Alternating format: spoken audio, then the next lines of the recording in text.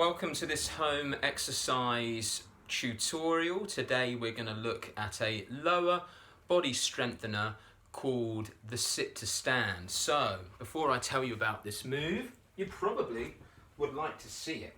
So this is how the sit to stand looks. I'll show you 3 repetitions here so you get a good idea. And one more.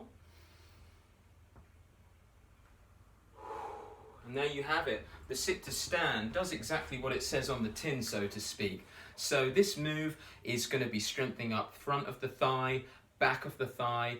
Very importantly, it's going to be strengthening up our bottoms. It's also going to challenge core strength, and a little bit of balance is tested in there as well. It's a very functional move, so that means a move that we do a lot in our everyday lives, in our everyday activities of daily living. So we sit and stand a lot. A few do's and don'ts, or a few don'ts before we start. First of all, surface where your chair is. Make sure it's not on any laminate flooring. Make sure that chair's not going to go anywhere.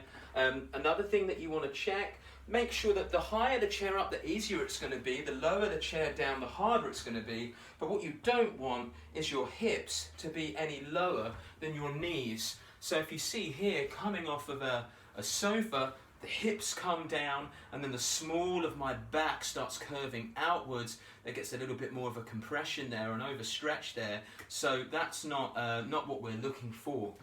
In terms of technique, don't sit right on the end of the chair or right on the back of the chair. So we're thinking front third of the chair.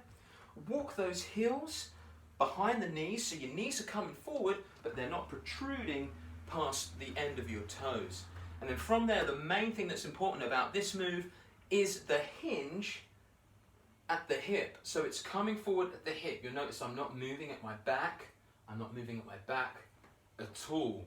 So it's all moving at the hips. If you want to practice this, you don't have to stand up. You can get your pinky fingers, just pop them just on the top of the groin area there, and you can come forward until you lose the pinky fingers, and then come back. Forward, come back. Notice that I'm not swinging into the move. Breathing out, pushing up through the heels, a little bit more powerful on the way up, and then slow and controlled on the way down.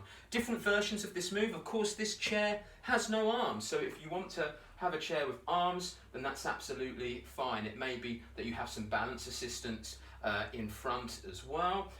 You can also use the chair as well, so you can maybe do a few hip hinges. It might be that you do a part sit to stand to begin with, just to get your bearings, and then you work yourself into a full sit to stand there.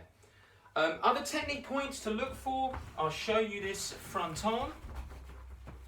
So making sure I've got my feet in the shot.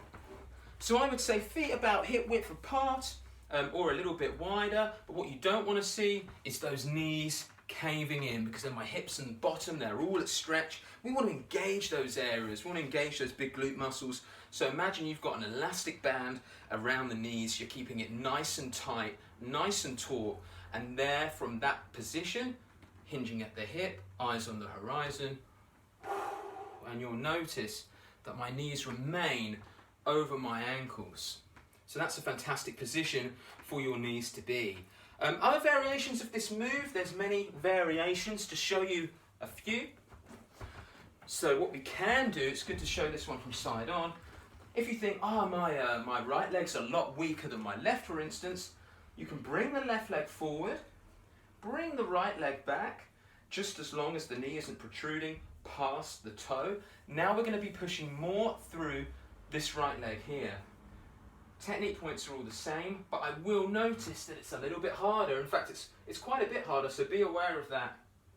I'm going to be pushing more through this right-hand side.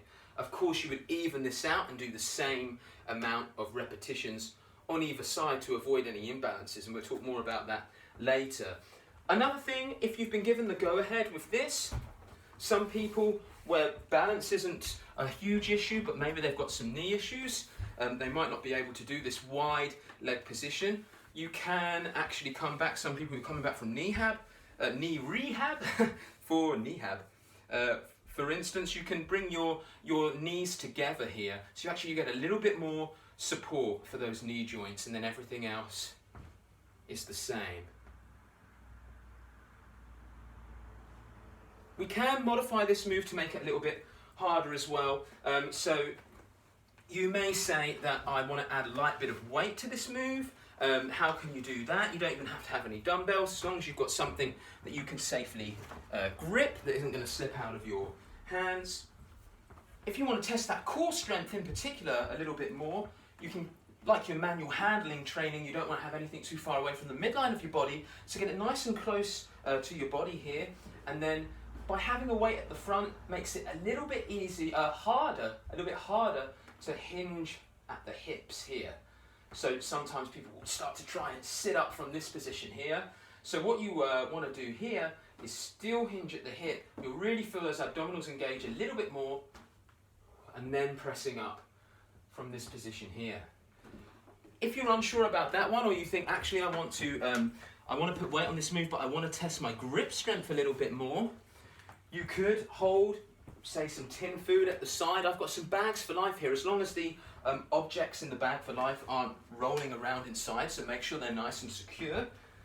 You can have some weight at the side. Now testing our grip strength, just make sure that the shoulders don't roll forward. Posture is key. So I've got this lovely phrase, rolling your shoulders back to the midpoint of your range, so they're not the whole way back, they're not the whole way forward. Rolling those shoulders back so they're floating at the side of your rib cage, and then everything is the same again. So we're hinging at the hip, eyes on the horizon, looking forward, and then powering up to that full standing position, so we engage those bottom muscles there.